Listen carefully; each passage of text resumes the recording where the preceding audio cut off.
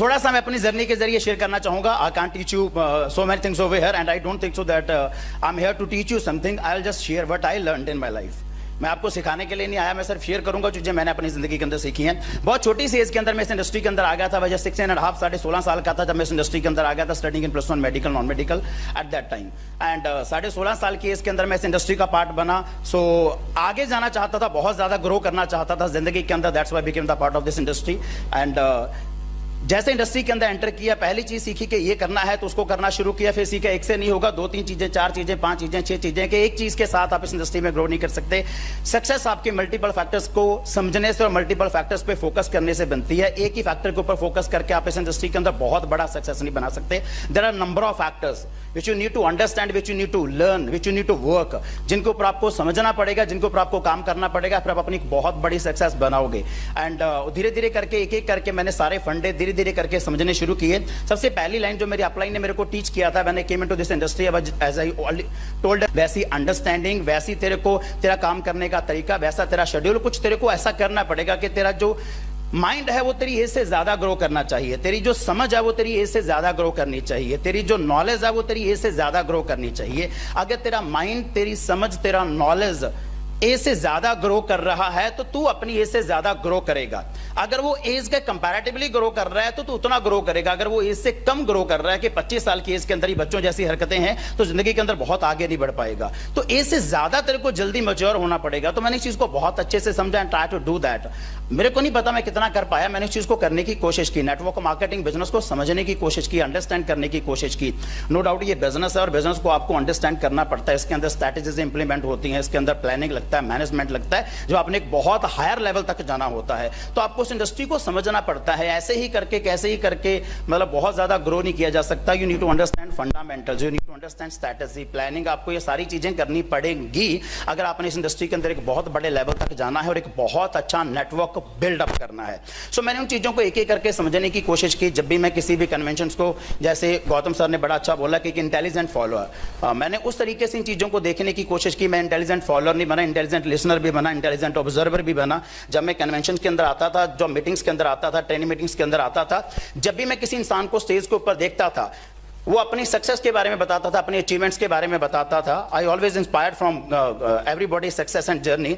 लेकिन मेरा हमेशा ये होता था कि मैं लोगों की सक्सेस से ज्यादा उनकी जर्नी पे ज्यादा फोकस करता था. That how they have started, कैसे स्टार्ट किया, स्टार्टिंग में क्या किया जिसकी वजह से आज वो यहां पे हैं. आज देखिए जितनी भी टॉप लीडरशिप है, आज जो वो कर रही है, अगर आज आप वो करोगे तो आप यहां पे नहीं पहुंच पाओगे. आपको उनके पास्ट में जाना पड़ेगा कि जब वो जिस लेवल पे अभी आप हैं, जब वो उस लेवल पे थे तब उन्होंने क्या किया था. तो मेरी एक ये हमेशा आदत रही है, मेरा हमेशा ये कोशिश रहा है कि जिस भी इंसान की मैं सक्सेस को देखता हूं जो मेरे से बहुत ज्यादा आगे है, तो मैं पीछे जाके जानने की कोशिश करता हूं कि जब वो इस लेवल पे था तब उसने क्या किया था. मैं उसका आज का शेड्यूल कभी कॉपी नहीं करूंगा. हो सकता है जैसे आज बहुत सारे लोगों के पास एक अच्छा फाइनेंशियल फ्रीडम है तो अपनी जिंदगी को बहुत अच्छे तरीके से एंजॉय कर रहे हैं, तो क्या आज मैं उस लेवल पे हूं? If I am on that level तो मैं उस तरीके का करूंगा. अगर मैं उस लेवल पे नहीं हूं तो 5 साल पहले वो इंसान अगर मेरे वाले लेवल पे था तब उसने कितना मेहनत किया, कितना ज्यादा हार्ड वर्क किया, किस तरीके से काम किया, मैं उस चीज को थोड़ा जानने की कोशिश करता हूं और उस तरीके से काम करने की कोशिश करता हूं. तो धीरे धीरे ऐसी चीजों को लर्न आउट करना शुरू किया और पता चला कि इस इंडस्ट्री के अंदर स्टार्टिंग के अंदर आपके एफर्ट ज्यादा होंगे, आउटपुट कम होता है. धीरे धीरे जैसे वही भूपेंद्र पाल सर ने बड़ी अच्छी बात बोली कि 10 - 20 हो जाता है, तो बड़ा अच्छा है. उसके अंदर एक बहुत बड़ा लर्निंग लेसन था, एक सीखने के लिए चीज थी. तो उसी तरीके से चीजों को करना शुरू किया. 16.5 साल की एज के अंदर मैंने इंडस्ट्री के अंदर शुरुआत की थी. And I took 6 year to complete my first crore in this industry. 6 साल लगे मेरे को मेरा पहला करोड़ इस इंडस्ट्री के अंदर कंप्लीट करने के लिए. But I took only 3 years to complete my second crore in this industry. And I took only 2 years to complete my third crore in this industry. And I know that my fourth crore will be, I think it will be completed in 1 year only. अगले 1 साल के अंदर बड़े आराम से अगला 1 crore complete हो जाएगा. तो इस चीज को समझने की कोशिश कीजिए कि इस इंडस्ट्री के अंदर, मैंने इंडस्ट्री को समझने की कोशिश की. जिस भी काम को आप करते हैं एक बहुत बड़ा बिजनेस है, तो ये नहीं कि कैसे भी करते जाओ आंखें बंद करके और कुछ भी करते जाओ तो हो जाएगा. नहीं, यू नीड टू अंडरस्टैंड कि हाउ इट वर्क्स, ये काम कैसे करता है, इसके अंदर कैसे ग्रो किया जाता है. अगर मेरी नजर से जानना चाहोगे, जितना कि मैंने सीखा, जिस तरीके से मैंने करने की कोशिश की है कि एक सॉलिड नेटवर्क मार्केटिंग बिजनेस के अंदर, जैसे आपको ये फाइनेंशियल फ्रीडम चाहिए और 10 - 10 - 20 हो, तो उसके लिए आपके पास एक बहुत अच्छा नेटवर्क होना चाहिए। और नेटवर्क का मतलब क्या है, एक सॉलिड नेटवर्क का मतलब क्या है? मेरा ऐसा मानना है कि नंबर ऑफ इंडिपेंडेंट ग्रुप्स जितने आपके ऑर्गेनाइजेशन के अंदर ज्यादा हैं, वो वर्किंग इंडिपेंडेंटली, जितने ग्रुप आपकी टीम के अंदर ज्यादा हैं, उतना आपका सॉलिड नेटवर्क है। एंड आप अपने, जैसे यहां पे हमारे पास 6 लाख प्लान है, तो 6 लाख के अंदर आपने number of independent groups generate करने हैं। और आपको एक नंबर ऑफ पहले सीखना है that how to make one independent group.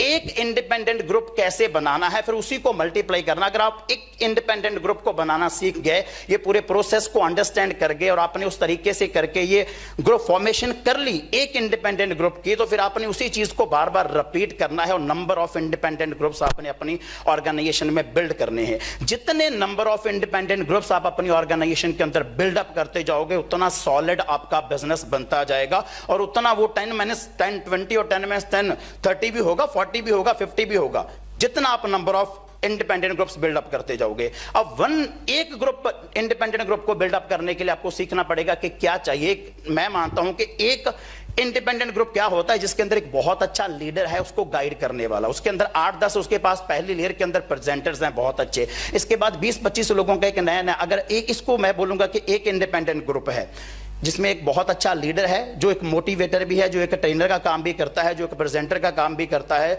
एक गार्जियन का काम भी करता है। एंड इसके बाद उसके पास एक 8-10 लोगों की एक लेयर है, 8-10 प्रेजेंटर्स की जो प्रेजेंटेशंस कर रहे हैं। इसके बाद 20-25 मान लो उनके पास फ्रेशर्स हैं जो न्यू एसोसिएट हुए हैं, तो ये एक छोटा सा इंडिपेंडेंट ग्रुप हो गया।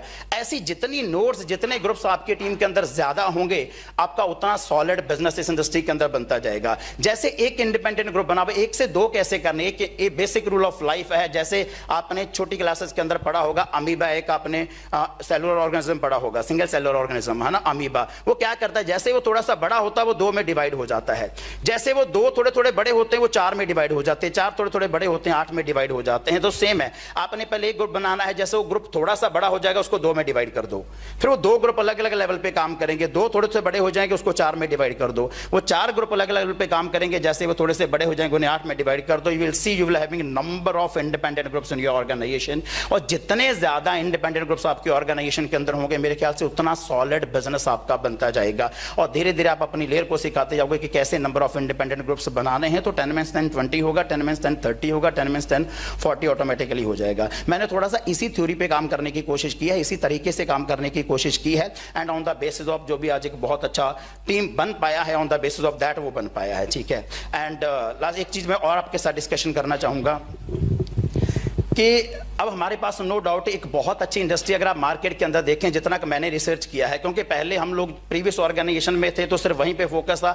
अदर देन दैट मार्केट में क्या हो रहा है, कौन सी कंपनी आ रही है, कौन सी कंपनी जा रही है, हमारे इस चीज़ पे ज़्यादा फोकस नहीं होता था। लेकिन जब हमने शिफ्टिंग करना था तो नो डाउट हर एक ने अपने अपने लेवल पर बहुत ज़्यादा रिसर्चेस किए हैं। So we came to know, मतलब हमें बहुत ज़्यादा एक ब्रॉड व्यू पता चला है नेटवर्क मार्केटिंग का, जो हमें पहले जिसके ऊपर हमारा इतना ज़्यादा फोकस नहीं था, ध्यान नहीं था। एंड आई ट्रूली बिलीव के बायोशैश इज द बेस्ट प्लेटफॉर्म। ये सिर्फ ये नहीं कि हम लोग बायोशैश का पार्ट है, मैं इसीलिए बोल रहा हूं, ये हमने सभी लोगों ने काफी रिसर्च के बाद, we are having lot of options उस टाइम पे जब हमने शिफ्टिंग करना था। लेकिन इवन देन सभी लोगों ने बायोशैश को क्यों चूज किया, क्योंकि यहाँ पे हमको चीजें ऐसी मिली जिसकी वजह से भी make this decision. No doubt अगर आप देखोगे बायोशैश के अंदर, मैंने जितना मार्केट के अंदर देखा सर्च मार के, एक हेल्थ सेगमेंट है, एक एफएमसीजी सेगमेंट है। बहुत सारी कंपनी जो एफएमसीजी सेगमेंट के साथ काम कर रही है, उनके पास सिर्फ नाम का हेल्थ सेगमेंट है, उनके पास 2-4 कैप्सूल्स की डब्बियां, nothing else more than that. तो उनके पास सिर्फ नाम का हेल्थ सेगमेंट है, वो एफएमसीजी के अंदर काम करें। कुछ कंपनीज ऐसी हैं जो अपने आप को हेल्थ सेगमेंट वाली, जिनके पास हेल्थ सेगमेंट स्ट्रांग है लेकिन नाम का एफएमसीजी है, वो एफएमसीजी के अंदर बहुत ज्यादा वीक हैं। तो जो एफएमसीजी के अंदर वीक है उनसे हेल्थ सेगमेंट छूट रहा है, जो हेल्थ सेगमेंट के अंदर स्ट्रांग है तो उनसे एफएमसीजी छूट रहा है। ठीक है। एंड लेकिन बायोशैश की अगर आप बात करोगे तो we are strong in both of the points. हम लोग हेल्थ सेगमेंट के अंदर भी बहुत ज्यादा स्ट्रांग है, एफएमसीजी के अंदर भी बहुत ज्यादा स्ट्रांग है। तो ये हमारा बहुत ज्यादा स्ट्रांगेस्ट पॉइंट है मार्केट के अंदर। ठीक है। एंड सेकेंड थिंग नोट, हमारे पास एक बहुत अच्छा बिजनेस मॉडल कंपनी ने डेवलप करके दिया हुआ है। ठीक है। सो आई डोंट थिंक सो कि हमें इधर उधर देखने की जरूरत है, हमें जस्ट अभी नीड है काम के ऊपर फोकस करने की। तो अगर हम काम के ऊपर फोकस करके, जैसे सर लोगों ने ऑलरेडी बताया कि 4-5 साल के अंदर कंसिस्टेंसी के साथ अगर हम काम करें और एक अच्छा ग्रुप बिल्डअप कर लें, एक अच्छा नेटवर्क डेवलप करें। और मैं बोलना चाहूंगा क्योंकि हम लोग बहुत सारे यंगस्टर्स हैं, यंग एज के अंदर एक छोटी सी चीज होती है कि यार ये 5-6 साल ना, जो साथ वाले दोस्त हैं वो डिस्ट्रैक्ट करते हैं कि यार ये 5-6 साल बहुत ज्यादा इंजॉय करने के होते हैं, जहाँ ये जवानी वाला है कि यंग एज वाला पीरियड होता है, तो अदरवाइज ये निकल जाएगा तो इंजॉय कब करेंगे। तो मैंने ऐसा देखा है, जितना कि मार्केट को मैंने देखा है, गरीब लोगों की कोई जवानी नहीं होती, आम लोगों की, गरीब लोगों की नहीं होती जवानी। मैं आपकी बात नहीं कर रहा, गरीब लोगों की आप अंडरस्टैंड कीजिए। गरीब लोगों की मतलब जो लोग लेबर क्लास होती है, वो बेचारे 10-12 साल की एज के अंदर तो लेबर करने लग जाते हैं, उनकी जवानी कहाँ आती है, उनको पता भी नहीं चलता जवानी कब आई कब चलेगी। और जो आम लोग होते हैं, इनकी जवानी होती है 5-6 साल की, वही 17 से लेकर 23-24, बस इसके बाद एक जॉब में चले जाते हैं, फिर काहे की जवानी, फिर तो जवानी खत्म हो जाती है बेचारों की। अमीर लोगों की जवानी कभी खत्म नहीं होती, कामयाब लोगों की जवानी कभी जाती नहीं है। आप प्रैक्टिकली देखें, मैं आपको एग्जांपल देता हूं, जैसे जैसे आप अमीर होते जाएंगे ना, आप और ज्यादा जवान होते जाएंगे, जैसे जैसे आप कामयाब होते जाएंगे, आपकी जवानी लंबी हो जाएगी, 5 से 15, 20, 25, 30 साल की हो जाएगी बड़े आराम से। अब आप प्रैक्टिकली देखिए, मैं विशाल सर को पिछले 11 साल से ऐसे ही देख रहा हूं, ऐसी देख रहा हूं मैं, ऐसी बिल्कुल। रघु सर को भी पिछले 11 साल से ऐसे देख रहा हूं, गुरिंदर सर को पिछले 11-12 साल से मैं ऐसे ही देख रहा हूं। मतलब इन लोगों की जवानी रुक गई है, इन्होंने जवानी को पकड़ लिया, जाने नहीं दे रहे। गरीब लोग अफोर्ड नहीं कर पाता कि जवानी को रोक पाए, पैसा लगता है जवानी को रोकने के लिए। आम लोगों के पास भी इतना पैसा नहीं होता, वो 4-5 साल तक रोके रखते, इसके बाद जितना अपने आप ऑटोमेटिकली रुकते हैं, इसके बाद निकल जाते हैं। लेकिन कामयाब लोग जवानी रोक लेते हैं भाई, अमीर लोग जवानी रोक लेते हैं। इसीलिए आप 4-5 साल काम पे ध्यान दीजिए, जवानी कहीं नहीं आने वाली। 4-5 साल अगर आप काम करेंगे तो आने वाले 10 साल की जवानी आप रोक लोगे, आने वाले 15 साल की जवानी आप रोक लोगे। मैं अपना बोलता हूं, आप मेरे को ऐसे ही देखोगे, ऐसे ही देखोगे। 50 साल का हो जाऊंगा तब भी ऐसे देखोगे, 60 साल का हो जाऊंगा तब भी। मेरा फोकस इस पे कि जवानी जाने नहीं देनी मैंने कहीं भी, मैं इसको रोक के रखूंगा। एंड बिलीव मी, ये पॉसिबल है, बिलीव मी, ये पॉसिबल है। गुरिंदर सर पहले से ज्यादा चार्मिंग, पहले से ज्यादा गुड लुकिंग है। ये सर रिवर्स हो गया इनका काम। अब प्रैक्टिस तो मतलब इस चीज पे, इसलिए उस चक्कर में ना पड़ो। हम लोग 5 साल का एंजॉय करने का टाइम होता है, फोन करने का टाइम होता है, कब एंजॉय करेंगे। अरे भाई उनको बोलो तू आम है, तेरी जवानी 5 साल की है इसलिए तू एंजॉय कर। मैं आम नहीं हूं, मेरी जवानी लंबी है ना, तो मैंने बहुत ज्यादा एंजॉय करना है, इसलिए 4-5 साल काम पे। आप प्रैक्टिकली देखो, सलमान खान की जवानी गई, कहां जा रही है, जाने का नाम ही नहीं ले रही। अक्षय कुमार की जवानी की कहां जा रही है, 23 साल की हीरोइन के साथ काम कर रहे हैं, जवानी जाने का नाम ही नहीं ले रही। अरे कामयाब लोगों की जवानी नहीं जाती भाई, गरीब लोगों की जवानी जाती है, उनकी तो आती भी नहीं है, और आम लोगों की जवानी जाती है। कामयाब लोगों की जवानी नहीं जाती, इसीलिए आप अपने 4-5 साल काम पे फोकस करें।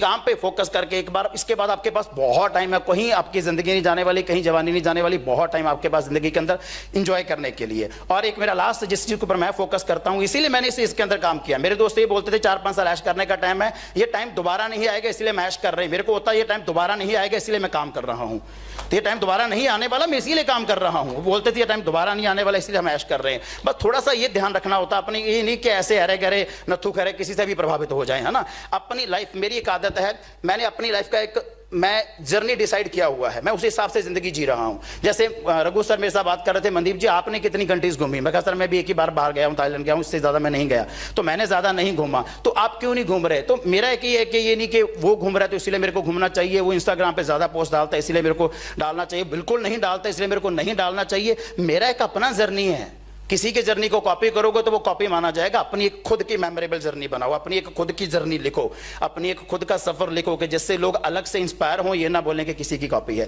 तो आप अपनी, हाँ उसमें टारगेट्स होने चाहिए, उसमें ड्रीम्स होने चाहिए। फलाने बंदे ने ये ले लिया इसीलिए मैं वो नहीं लूंगा। मेरे पास मेरी एक अपनी प्री डिसाइडेड जर्नी है जिसको सिर्फ मैं कंप्लीट कर रहा हूं, जिसके अंदर काफी सारी चीजें मैंने कंप्लीट कर ली हैं और बहुत सारी चीजें अभी बाकी हैं जो मैंने कंप्लीट करनी है। तो अपना एक प्री डिसाइडेड जर्नी पहले लिखिए कि आपने कैसी जिंदगी जीनी है, किस तरीके से जिंदगी जीनी है, कैसी जिंदगी बनानी है। फिर एज पर दैट देखिए कौन क्या कह रहा है, कौन काम ज्यादा कर रहा है, कौन कम कर रहा है, अपलाइन कम कर रही है, ज्यादा कर रही है, डाउनलाइन कम कर रही है, ज्यादा कर रही है, कौन आ रहा है, कौन जा रहा है, कौन छोड़ के चला गया, कौन छोड़ के जाने वाला है। फिर इन चीजों से आपको ज्यादा मतलब नहीं रहेगा जब आप अपनी एक प्री डिसाइडेड जर्नी, जिसको आप सोचोगे कि मैंने इस अपनी जर्नी को कंप्लीट करना है, तो मेरा फोकस उस पर रहता है। एंड लास्ट एक चीज जो मेरे अंदर आज तक रही है और हमेशा रहेगी, मैंने जिंदगी के अंदर कभी गिव अप करना नहीं सीखा।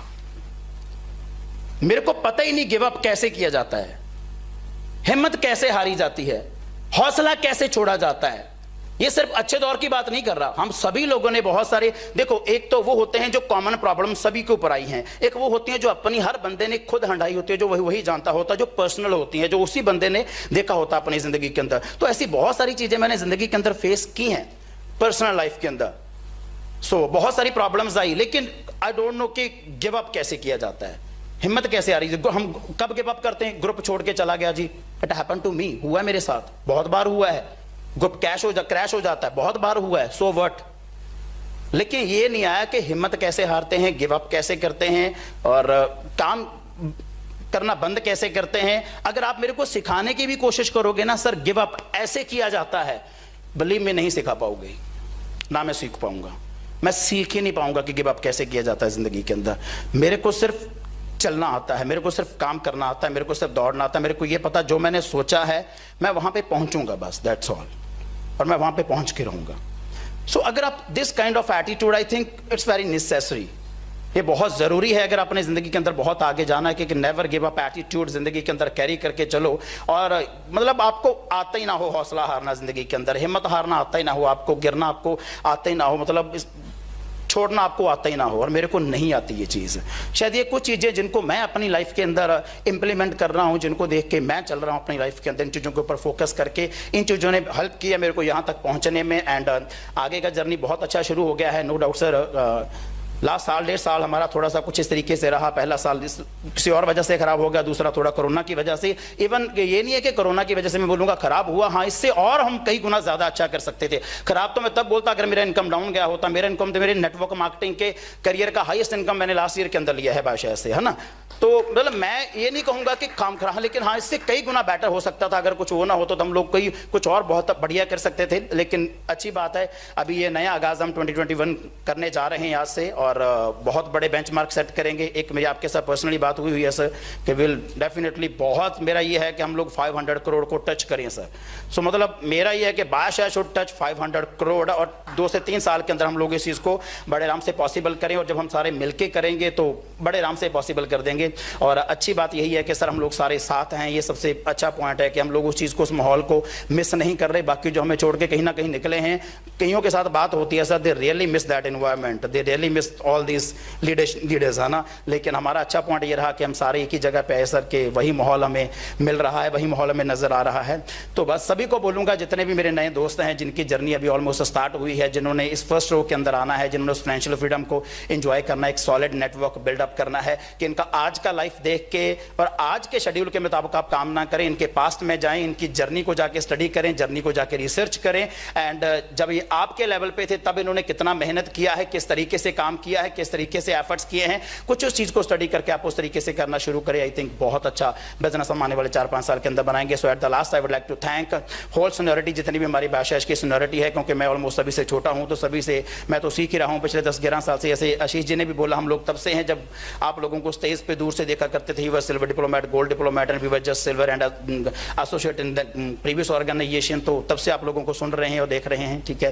And so at the last I would like to thank, no doubt, एक वो इंसान, देखिए मैंने 2 तरह के लोग देखे हैं। एक वो जो दिखावा करता हूँ कि हमें अच्छे हैं लेकिन असल में होते नहीं है। लेकिन एक वो इंसान, दिखावा नहीं मेरे को पता कितना करते हैं कितना नहीं, लेकिन है बहुत अच्छे, जिस इंसान को मैं इन एंड आउट दोनों जगह पे सेम देखता हूँ। सो मतलब मे भी शायद अगर सिमर जी ने बोला कि मेरे अंदर मेरे अंदर की प्योरिटी नहीं पता, लेकिन जिस इंसान के साथ मैं अटैच हूँ मेरे को उसकी प्योरिटी ज़रूर पता है। एक बड़े भाई की तरह आज मैं और भी ज़्यादा क्लोज आ गया इस ऑर्गेनाइजेशन के अंदर आने के बाद। उनके तो साथ में आते हैं, साथ में जाते हैं, तो बहुत सारी मतलब वो चीज़ें जो लाइफ के लेसन्स होते हैं, जो शायद से इसके माध्यम से नहीं ज़्यादा सीखे जाए जा सकते। पर्सनल काउंसलिंग के अंदर जब आप होते हैं तो बहुत ज़्यादा और भी ज़्यादा सीखते हैं। तो वो बहुत ज़्यादा गहरी चीज़ें, जब बहुत ज़्यादा लाइफ को लेके चीज़ें सीखने का मौका मिल रहा है, तो मैं चाहूँगा एक बहुत ज़बरदस्त अप्लॉस होनी चाहिए द क्रिएटर ऑफ टीम आस्था परिवार, नन अदर देन, जो आज मेरे को एक बड़े भाई की तरह और गुरु की तरह गाइड कर रहे हैं, इंजीनियर गुरिंदर सिंह जी। एक बहुत ज़बरदस्त अप्लॉस होनी चाहिए सर के लिए।